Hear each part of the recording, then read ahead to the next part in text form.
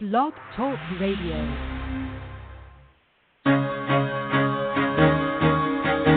Carol the Coach. Sex, love, and relationships. We talk about it here. Carol the Coach. Compassion with contemporary relevance. I am a psychotherapist. I can be your personal life coach, and I can help you with your issues. There are no problems too small or too big. You can talk about anything. Speaker, columnist, radio TV host, and commentator.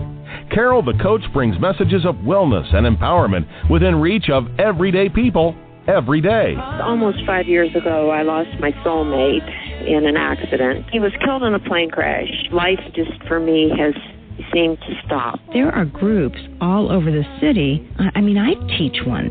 It is a specific way to start thinking so that you shift how you see the world, which then shifts your energy, and then you feel better and you actually see things differently. Carol the Coach.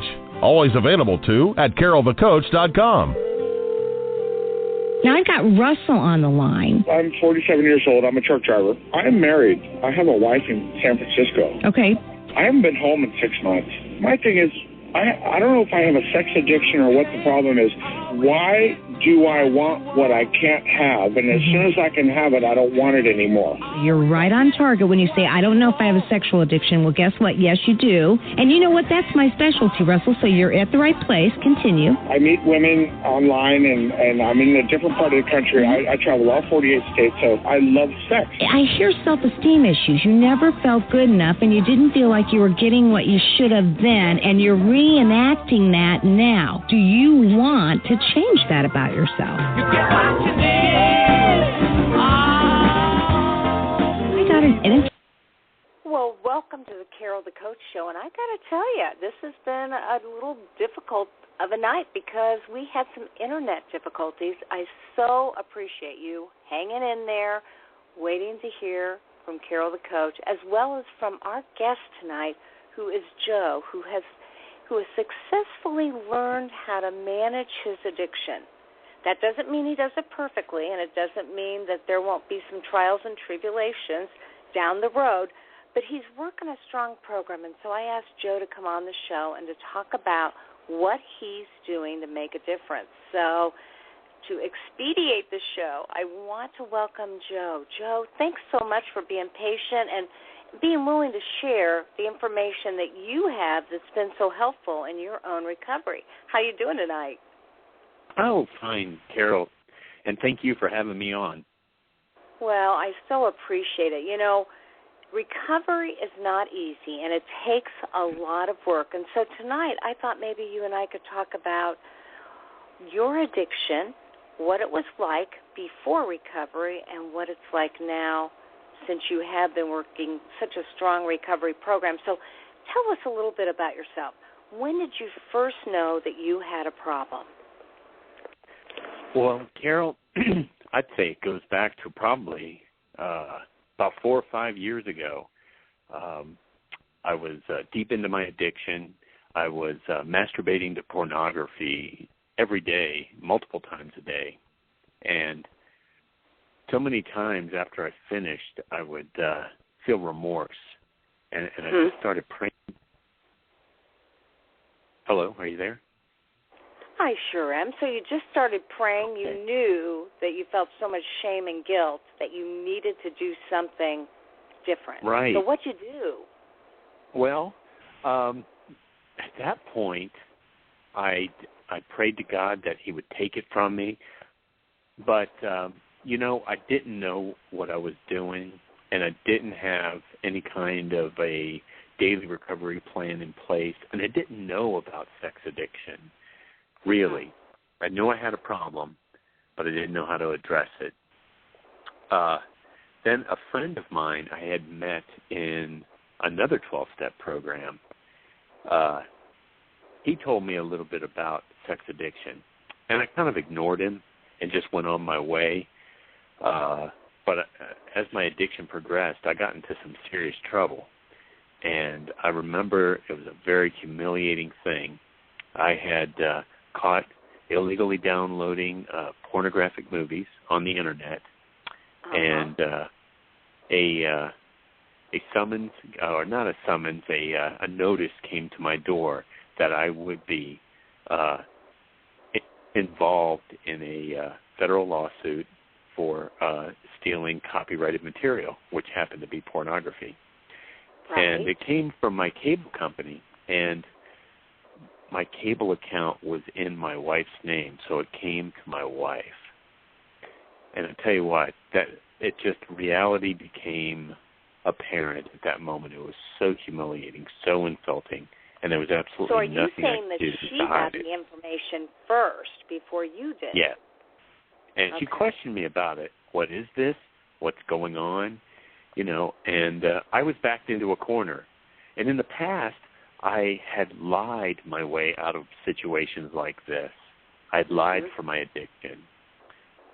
But this time, there was no lying my way out of it. You know, I had to do something about it. So I told her the truth, and she confronted me with it in asking me what I was going to do about it. And I didn't know if my marriage was over or not. But I remember calling this guy that I knew. And he told me, well, why don't you meet me at an SAA meeting? And so that's what I did, is I met him at a meeting. And that's when it began. And I listened to... Now, can I stop you for 1 second? Because some of our listeners may be absolutely new to this, and they may not know what SAA stands for. So would you tell them what SAA is and what the initials stand for? Well, as far as I know, it's Sex Addicts Anonymous, but I've heard the acronym used for different things. Sexaholics Anonymous, Sexually Addicted Anonymous. I just heard these different things from other people, but I go to Sex Addicts Anonymous meetings. And what this is, it's a 12-step program that is designed to help the person who has a sexual addiction stop acting out based on their sexual addiction. And there's a lot to that statement, as you know. But for those who don't know, there is help when you go to SAA. And when I went to SAA and I started recovery, I was encouraged to get a sponsor who is a person that kind of guides you through the steps and the process of recovery. But also, one of the first things that happens after that is your sponsor will ask you to write a first step, which is, you know, your entire history as to what your growing up was like, what your family life was like, and then how your sexual addiction started and how it progressed and grew, and how it got to the point where you came for help, or I came for help. And I don't want to take a lot of time to tell that whole story, but as I wrote that out, your sponsor gives you an opportunity to share it in the group. And it's a humbling experience, true, but I believe these humbling experiences help peel away the layers of just resentment and self-pity and loathing and the things that we feel when we're in our addiction. I think they start peeling away. And what used to be an addiction that hid me in a wall of fantasy starts to become a reality that helps me to recover. If I were to keep it brief, that I think would be an easier way to say it. Why I share, you know, what my first step. But well, then, and really, one could even say that scam, so to speak, that bribery request, you know, that went to your wife. You either pay up or we're going to disseminate information to everybody that you have been looking at these types of porn. Really, that was a blessing because it made you face your addiction and the seriousness and the crisis behind it. So, you know, I'm sure you didn't feel that way then. You must have been scared to death and humiliated and ashamed, but it got you to your first meeting, and you started doing the work there. Now, you got a sponsor, but that first sponsor didn't work out exactly as you would have liked. That's right. Joe? That's right. Mm-hmm. Yeah, that's right. And you are correct about all of that, Carol. That first sponsor didn't work out, and I had heard different things from different guys in the group, and I just didn't feel comfortable where I was.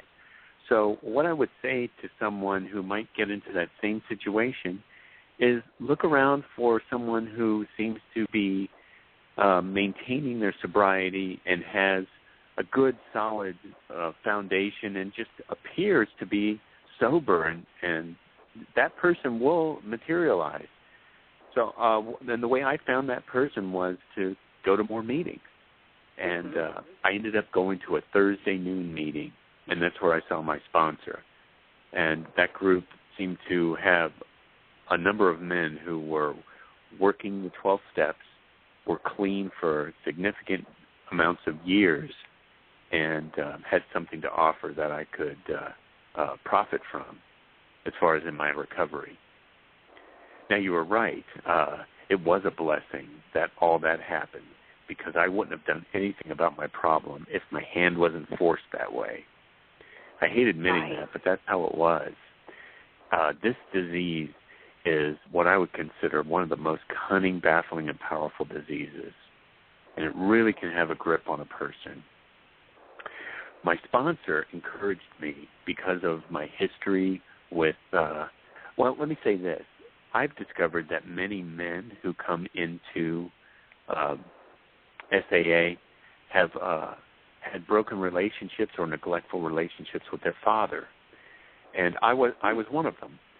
So my sponsor said that although that's part of the disease, SAA doesn't really address that, and that it would be very helpful to get a therapist.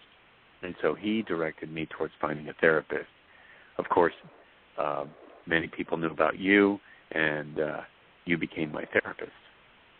Is that okay for me to say that online? Yes, it is absolutely okay for you to say it. And, Okay, that's one of the reasons that I wanted you, Joe, to come on the air, because you really have worked a solid program. It hasn't been perfect, but then most people don't do it absolutely perfect. They have to have some slips or some breakdowns before they figure out the breakthrough.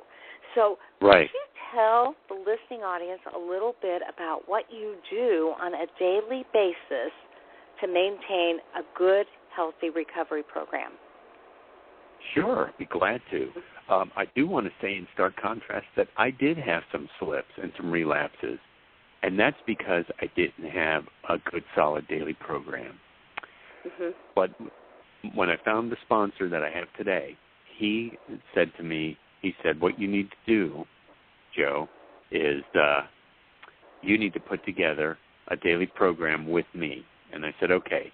And he said, we're going to give you some activities to do every day. And he gave me 10 of them. And these 10 things are designed to break the cycle of addiction, because I found out and discovered that I had been participating in a daily routine of addiction, and it can become deeply ingrained. So to break that, I have to do things every day to interrupt the cycle of addiction that could be a cycle of addiction. Now, certainly it doesn't have a grip on me now as it did 8 months ago, but the daily program that I work is still the daily program I work today. I didn't say that very well. The daily program I worked in the very beginning 8 months ago, and my sobriety date is December 30th of 2013. So since then, I have done this daily program. And you're right, I don't do it perfectly, but here are the things I do. I get up in the morning and I pray, thanking God for keeping me sober yesterday and asking him to keep me clean and sober today. I find a block of time, 15 to 20 minutes every day, to meditate. I usually do that in the evening. Many people do it in the morning. It's good to be consistent. I read a couple of daily affirmations or meditations. One of them I like is in another 12-step program called Just for Today. And you can have that emailed to your inbox just by going to, we can get all that information on your website later. Then the basic text for SAA is called the Green Book. I make sure I read like a page. It doesn't have to be a lot. Page, maybe a page and a half, just depending on how much time I have. But I try to make it at least a page out of the Green Book. I read a daily affirmation called "My Utmost for His Highest." Then my sponsor asked me, he says, what's something that you could do that you don't like doing? And I said, well, I don't like journaling. He said, good, you're going to journal every day.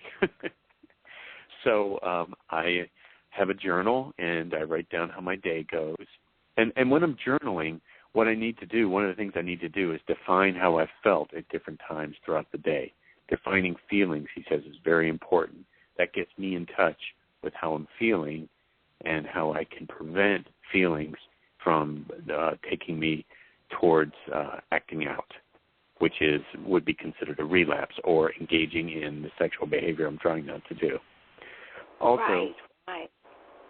I go to at least 3 meetings a week, and there are a lot of guys in these meetings, some girls, but mostly guys, and I make a commitment to call at least a couple of guys every day just to say hello, see how they're doing, check in with them. And a check-in would be how my day is going. Have I had anything that might have triggered me to maybe that would be a dangerous spot? So, if I saw a woman wearing something that was very attractive, how did I handle it? And we have the 3-second rule, which is look away and not let that affect us. What I do is I like to do it immediately. I don't even give it 3 seconds, because I know when I look at someone that seems to be particularly attractive to me for that moment, first of all, that's my mind going to fantasy. And I need to break that, because that will give me an emotional charge. And these emotional charges are what could lead me towards getting close to a relapse. So to eliminate the emotional charges just helps me to stay normal and stay in reality. I know that sounds like a lot, but as I've practiced it, it has really paid off. And another thing is to exercise every day, at least 20 minutes every day, just to get the body to a point where I'm sweating. It seems to be a real help. It's very helpful and positive. And there's a saying called "move a muscle, change a thought," and that's a really positive way to keep me focused on my recovery. And then finally, the last thing, other than defining feelings, the final thing would be to read the Bible every day. I am a Christian, and I believe that the Bible is my source link to God.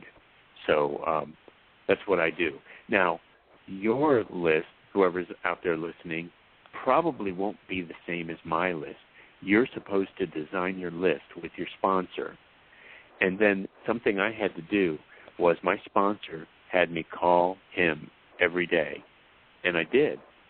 I don't call him every day today. I call him Monday through Friday. I'm still fairly new. I mean, I don't even have a year yet.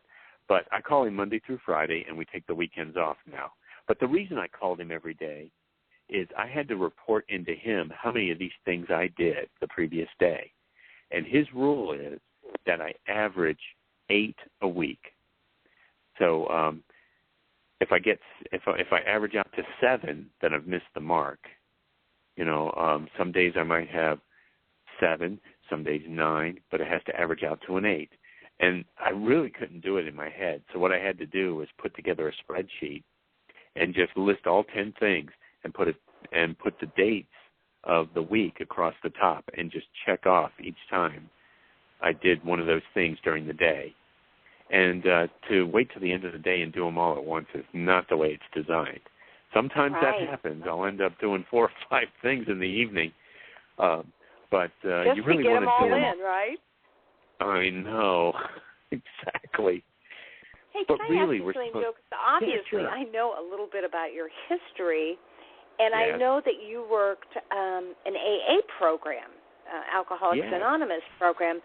So which program seemed tougher, the AA program, and did you have as many recovery tools, or the SAA program, which obviously helped you to manage your sexual addiction. Right. Well, I have to say that when I was in active addiction with alcohol and drugs, AA seemed like next to impossible, and was very difficult. But now that I have over 20 years sober with drugs and alcohol, but now I look at my sex addiction, something I never truly addressed in AA. Although I had the opportunity, I didn't truly address it, and I didn't take care of the problem. And now I'm taking care of it in SAA. To compare them, I would say the SAA program is much harder. Sexual addiction is far more cunning, baffling, and powerful. I think if you're a sex addict and you're drinking and doing drugs, you just are going to have a very difficult time recovering. Because I had a very difficult time recovering, and I was clean from those things. It's a real battle for everyone who needs to recover. Well, and that's what I thought. And certainly we learn in our training that process addictions, which is sexual addictions, eating disorders, addictions, gambling, all the things that you absolutely have to deal with on a daily basis, like money and food and sex, are the toughest addictions. And so I just wondered, one of the things that I've noticed about you is that you really had to work a strong program. If you had just worked 1, 2, or 3 tools, it wouldn't have been enough. So you really had to commit, and that's what you did so well in your recovery. Well, thank you for that, Carol. And that's what happened. I did try to do it, just a few of the tools, and I would end up relapsing, and I didn't understand why. But my sponsor explained to me that I had to enhance my spiritual condition, and having a daily program is the only way to do it. But you have to do everything. You have to have a therapist. You have to have a sponsor. You have to work the steps. You have to have a daily program. And without these things going on, my mind would just slowly start to slip back into fantasy, because that's what I trained myself to do. I think it's a long road, but I've made a lot of progress. Yes, you have. And how are you doing with your wife? How am I doing with my life or my wife? No, with your wife, since she was probably very traumatized at the discovery that this was an out-of-control problem. How are the two of you doing?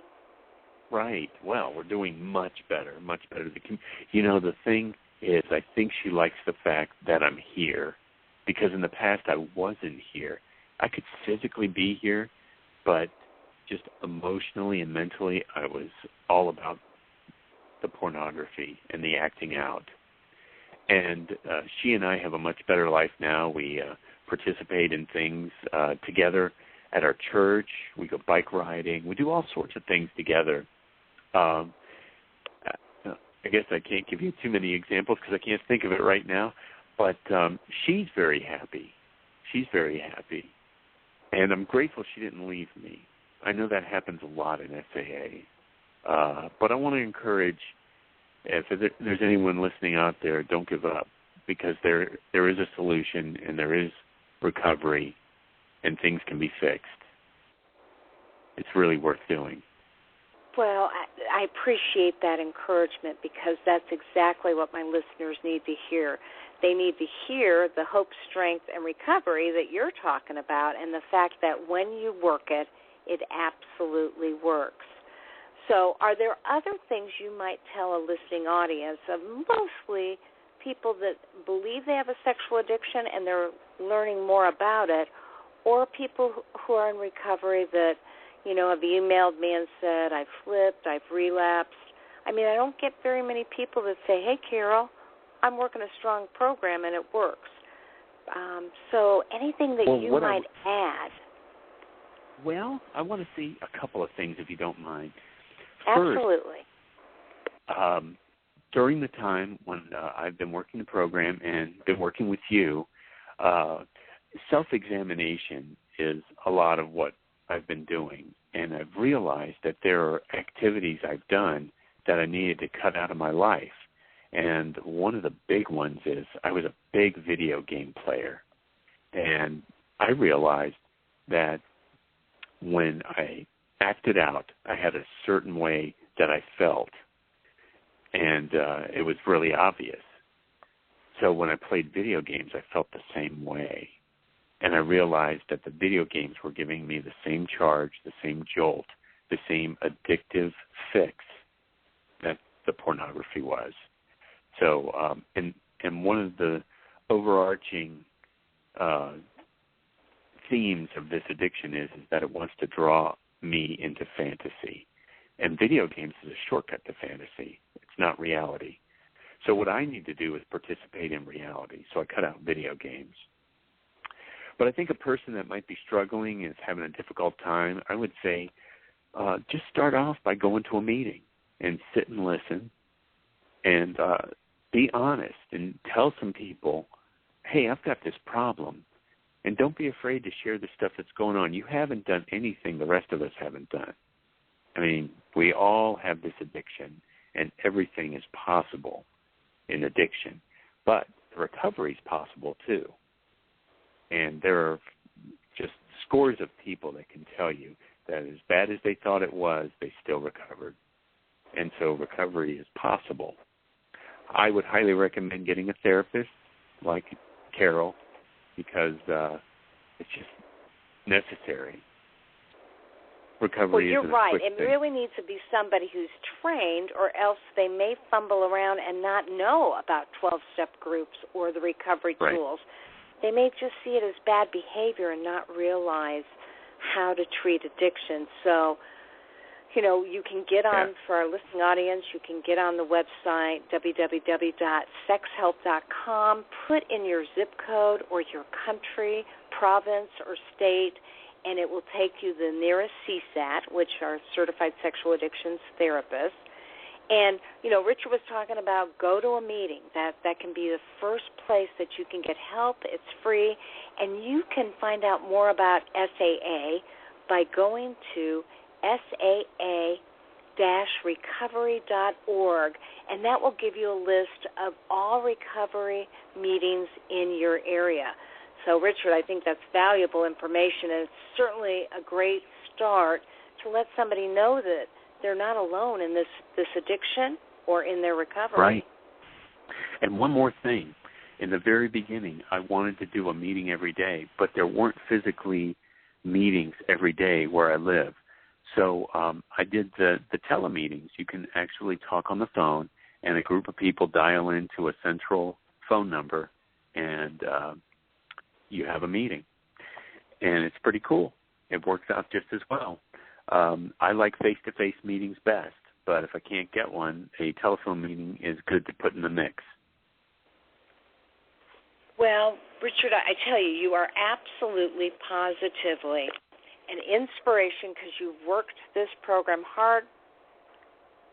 And I've got to tell you that Joe is an amazing, amazing person because he knows what it takes to find true recovery.